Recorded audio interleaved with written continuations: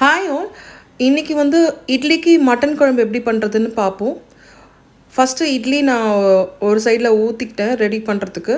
Next வந்து ingredients என்னென்னா onion, tomato, அப்புறம் ஸ்பைசஸ் வந்து பட்டை, கிராம்பு, சோம்பு, கல்பாசி, கருவேப்பிலை, ஏலக்காய். நெக்ஸ்ட்டு ஒரு குக்கரில் தேவையான அளவு எண்ணெய் ஊற்றிக்கோங்க.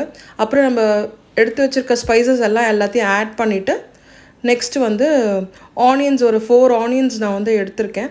அதையும் அது பொரிஞ்சு வந்தோடனே ஸ்பைசஸ் இதுவானோடனே இதை வெங்காயத்தை அதில் ஆட் பண்ணிவிட்டு ஒரு 5 to 10 மினிட்ஸ் நல்லா வதங்கட்டும், கொஞ்சம் லைட் ப்ரௌன் கலர் வரட்டும். நெக்ஸ்ட்டு வந்து இஞ்சி பூண்டு விழுது ஒரு அரை ஸ்பூன் எடுத்திருக்கேன். அதை போட்டு நல்லா வதக்கிக்கோங்க. பச்சை ஸ்மெல் ரா ஸ்மெல் போகிற வரைக்கும் இஞ்சி பூண்டு பேஸ்ட்டை நல்லா வதக்கி விட்டுடுங்க ஒரு 5 மினிட்ஸ்க்கு. அப்புறம் வந்து நான் ஒரு பெரிய தக்காளி எடுத்திருக்கேன், 4 வெங்காயம். ஸோ அதுக்கு ஒரு பெரிய தக்காளி, ஒரு தக்காளி எடுத்துகிட்டு அதையும் நல்லா கொஞ்சம் ஸ்மாஷ் ஆகிற வரைக்கும் வதக்கி விட்டுக்கோங்க. நெக்ஸ்ட்டு கல் உப்பு, தேவையான அளவு கல் உப்பு போட்டிருக்கேன்.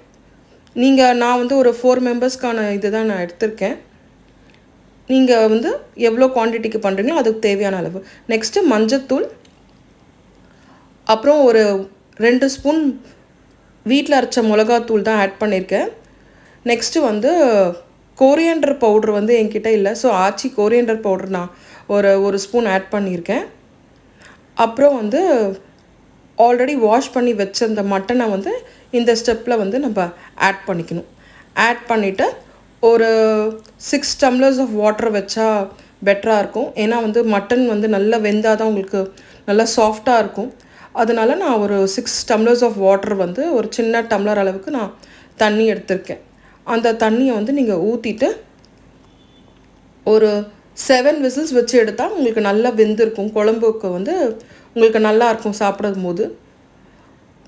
7 விசில்ஸ் வச்சு ஆஃப் பண்ணிட்ட பிறகு நான் வந்து பேஸ்ட்டுக்கு வந்து தேங்காய், சோம்பு, முந்திரி இதெல்லாம் போட்டு அரைச்சி அந்த பேஸ்ட்டை ஆஃப் பண்ணோடனே இதை எடுத்து அதில் ஆட் பண்ணிவிட்டு கடைசியாக வந்து கோரியண்டர் லீவ்ஸ் ஆட் பண்ணிட்டா ஒரு சூப்பரான இட்லிக்கு சைட் டிஷ் வந்து மட்டன் குழம்பு சூப்பரான சைட் டிஷ்ஷாக இருக்கும்.